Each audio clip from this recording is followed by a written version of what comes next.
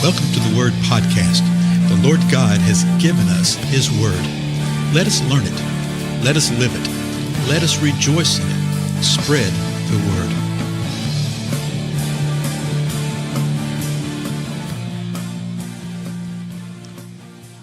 Blessings, everybody. This is Dale. Thank you so much for joining with me on the Word Podcast today. So how is everybody doing? Whew, it's been sort of a long weekend, just coming out of the weekend right now with all sorts of really good and cool kind of things.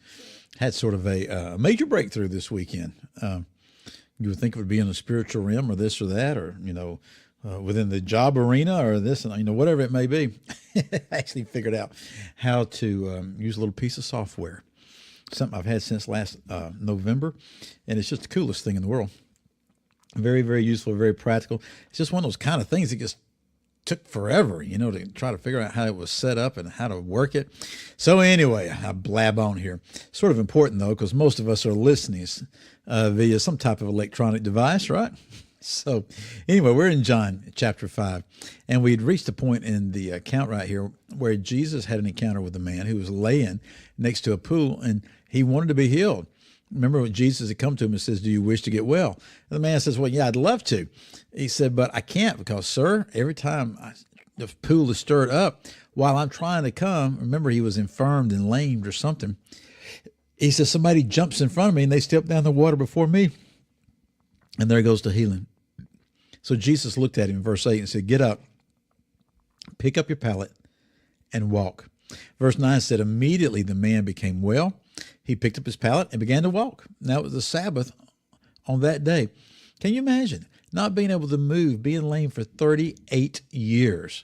And then somebody come up and speaking that word over you, and all of a sudden healing come upon you and strength come upon you to where you're able to do what you want to do. And he gets up and he walks. He does what the man tells him to do. Verse 10 then, so the Jews were saying to the man who was cured, "It is the Sabbath and it's not permissible for you to carry your pallet." So here this guy is. He is now healed. Okay? He's healed. He's walking around. He's carrying a pallet.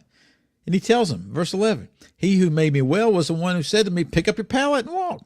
So he's saying, hey, the one that healed me did this. So the conversation continues, verse 12.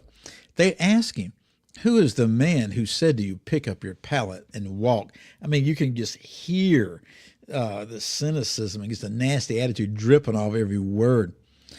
But verse 13 tells us the man who was healed did not know who it was, for Jesus had slipped away while there was a crowd in that place. So Jesus had just sort of turned around and walked out, and this guy had no idea who it was. Okay? He didn't know who healed him. Verse 14, afterward, Jesus found him in the temple and said to him, "Behold, you become well. Do not sin anymore, so that nothing worse happens to you." Now, that's sort of an interesting type of little phrase right there. And, what does this mean? Well, we're really not sure. We know exactly what he says, okay? He says, "You're well now." Jesus is telling him, and Jesus sought him out. Notice that. Jesus was the one that sought him out, and he found him in the temple.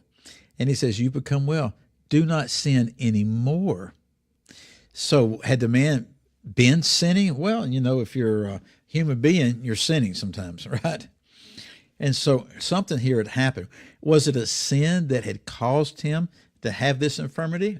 Perhaps, maybe even likely. So Jesus is saying, do not sin anymore, so that nothing worse happens to you. So the man finds out who it is that healed him. So the man went away and told the Jews that it was Jesus who made him well. Now, I'm not going to fault the man for this.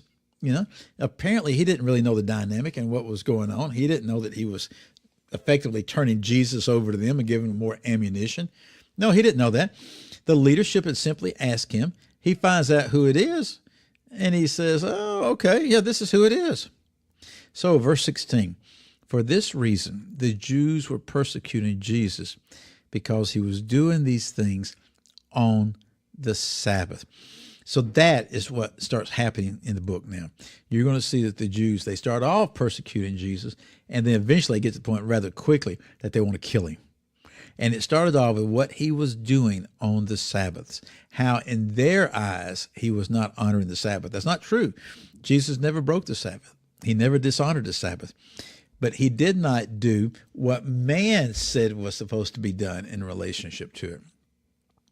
Verse 17 says this. Verse 17. Jesus is saying this. He answered them, my Father is working until now, and I myself am working. So you see what's going on. They're persecuting Jesus because he's doing these things. Jesus is just saying, hey, the Father's doing this. I'm doing it because I see the Father working. Verse 18. For this reason, therefore, the Jews were seeking all the more to kill him. Well, that's ramping things up. Verse 16, persecuting Jesus. Verse 18, they want to kill him. Okay? And the reason is because he not only was breaking the Sabbath, but also was calling God his own Father, making himself equal with God. So you see that Jesus would not back down from this. He would not back down from saying, who he was and why he was doing what he did. He said, I did it because the Father is working until now, and I myself am working.